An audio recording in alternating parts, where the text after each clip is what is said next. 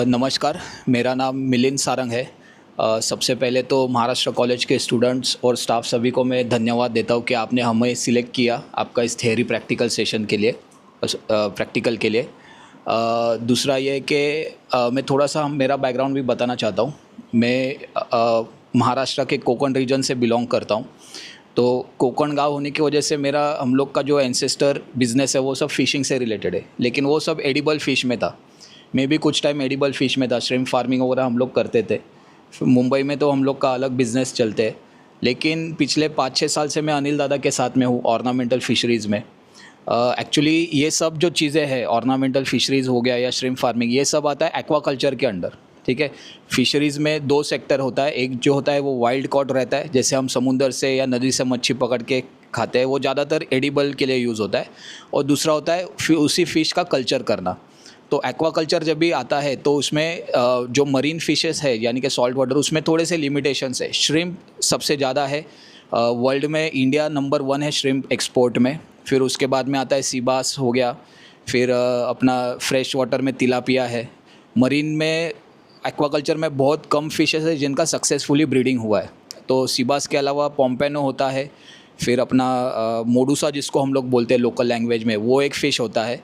Grouper का भी होता है, लेकिन ये सब कम है। ज़्यादातर लोग श्रिम्प फार्मिंग में ही करते हैं क्योंकि उसमें सबसे ज़्यादा बेनिफिट उसी में मिलता है, प्रॉफिट भी उसी में है।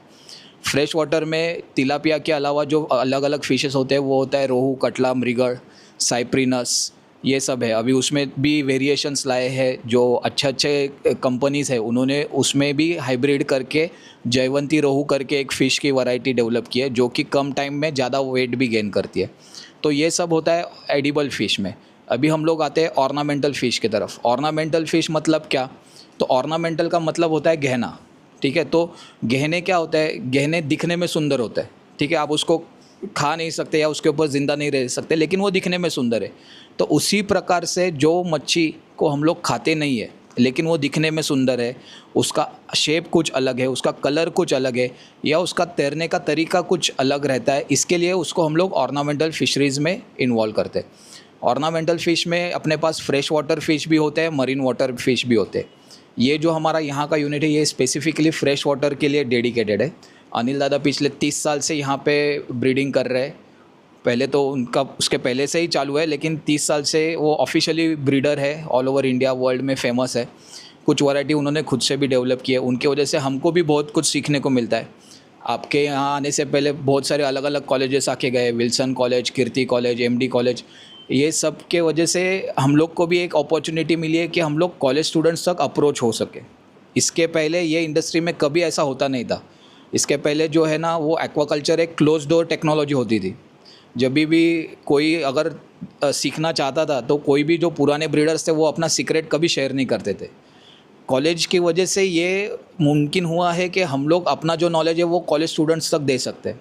हो सकता है आप में से आगे चल के कोई बहुत बड़ा ब्रीडर बने या कोई अपना खुद का बिज़नेस चालू करे या किसी को बिज़नेस में आप हेल्प भी कर सकते हो। तो ये कॉलेजेस को मैं थैंक यू बोलता हूँ कि उन्होंने ये इनिशिएटिव लेके पहले बार उन्होंने बुक के बाहर निकल के हैचरीज़ में जाके लोगों को इंट्रोड्यूस किया है। मतलब मैं चाहता हूँ कि अगर मेरे टाइम पे ये सब फैसिलिटीज़ होती थी तो शायद आज मैं कुछ अलग होता था। ये हम लोग को कभी अपॉर्चुनिटीज़ मिला नहीं। तुम लोग बहुत मतलब तकदीर वाले हो कि तुम लोगों को ये सब अपॉर्चुनिटीज़ मिल रही है। तुम लोग को अलग अलग बिजनेसेस में जाके वो जो एंटरप्रेन्योर्स है उनके साथ इंटरेक्ट करने को मिलता है, उनका बिज़नेस सीखने को मिलता है। और एक्वाकल्चर में हमारे यहाँ पे तो ऐसा है कि जो भी नॉलेज के लिए आता है उसके लिए हमारे दरवाजे पूरा टाइम खुले रहते हैं। तो जैसे आप कॉलेजेस विज़िट करते हो वैसे बहुत सारे प्रोफेशनल्स हैं जो एक्वाकल्चर इंडस्ट्री में आना चाहते हैं, उनको भी हम लोग यहाँ पे गाइड करते हैं। और ऑर्नामेंटल फिशरीज़ के अलावा भी हम लोग बाकी जो फ्रेश वाटर या मरीन वाटर है उसमें भी गाइड करते हैं। उसमें हम लोग का एक ऑर्गेनाइजेशन है महाफा करके, महाराष्ट्र एक्वाकल्चर फार्मर्स एसोसिएशन।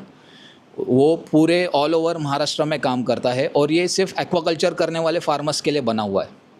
इसमें ज़्यादातर जो ट्रॉलर फिशिंग वगैरह करते हैं वो लोग ज़्यादा नहीं है, बट जो कि अपने पॉन्ड में फ़िश ग्रो करते हैं, सेल करते हैं, तो वो सब लोग उसमें इन्वॉल्व रहते हैं।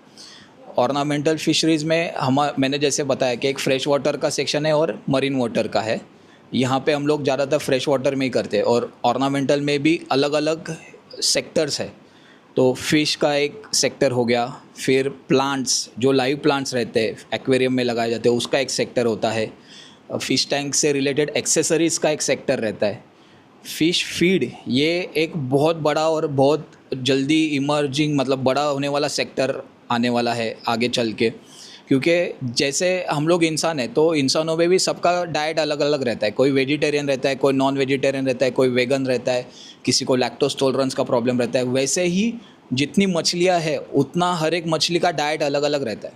कोई मछली खाली जो अलगी रहता है वो खाती है, कोई मछली को दूसरा ज़िंदा मछली चाहिए, कोई कीड़ा खाएगी, कोई ट्यूबीफेक्स खाएगी, कोई डेफनी खाएगी, कोई इन्फोसोरिया नाम जो एकदम स्मॉल माइक्रो ऑर्गेनिजम्स रहता है वो खाते हैं। किसी मछली को उसके खुराक में लकड़ी होना चाहिए तो वो अच्छे से कलर देगी या उसका इम्यून सिस्टम अच्छा रहता है। ऐसा अलग अलग मछली का डाइट रहता है। तो जितनी मछलियाँ हैं उतने प्रकार का फ़िश का फूड भी बनता है। फ्लोटिंग फीड अलग रहता है, बीच में सिंक फ्लोट करने वाला फीड अलग रहेगा, बॉटम में सिंक करने वाला फीड अलग रहेगा। मछलियों का जैसे जैसे जो जो हैबिटेट में रहती है उसके हिसाब से उनका फीड बनता है। कुछ लोग अपने घर पे भी फीड बना के बेचते हैं, ये भी एक अच्छा इंडस्ट्री स्कोप है। फिर इसके अलावा मेडिसिन्स है। ये जैसे मछलियाँ होती है, जैसे हम लोग बीमार पड़ते हैं वैसे ही मछलियाँ भी बीमार पड़ती है, तो मछलियों के लिए भी मेडिसिन्स बनती है। हमारे इंसान की मेडिसिन्स हम उसमें ज़्यादातर यूज़ नहीं करते, एकदम अभी अपने पास उतना एडवांस टेक्नोलॉजी नहीं है, इसलिए कुछ कुछ मेडिसिन्स हम लोग सेम यूज़ करते हैं। लेकिन मछलियों के लिए भी अलग से मेडिसिन्स बनती है। अभी उसमें भी नया सेक्टर आया है कि मछलियों के लिए भी आयुर्वेदिक मेडिसिन्स बनने लगी है अभी, कि जो कि नॉन हार्मफुल है। नॉर्मली जो है वो एंटीबायोटिक्स यूज़ किए जाते हैं। एंटीबायोटिक्स का एक्वाकल्चर में यूज़ पूरी तरह से बैन है। क्यों? क्योंकि उसमें ह्यूमंस में एंटीबायोटिक रेजिस्टेंस तैयार होता है। लेकिन हम लोग जो कर रहे हैं वो मछलियाँ खाई ही नहीं जाती है, वो खाली फ़िश टैंक में रहती है। इसलिए यहाँ पे आप कुछ लिमिट तक एंटीबायोटिक यूज़ कर सकते हो, लेकिन बार बार उसका इस्तेमाल नहीं करना है, क्योंकि ये भी अल्टीमेटली अपने वाटर स्ट्रीम्स में ही जाता है। तो इसके लिए अभी नया सेक्टर जो इमर्ज हो रहा है वो है मछलियों के लिए नॉन हार्मफुल, नॉन एंटीबायोटिक वाली आयुर्वेदिक मेडिसिन्स। तो ये भी एक अलग सेक्टर है जो आप एक्सप्लोर कर सकते हो। Thank you.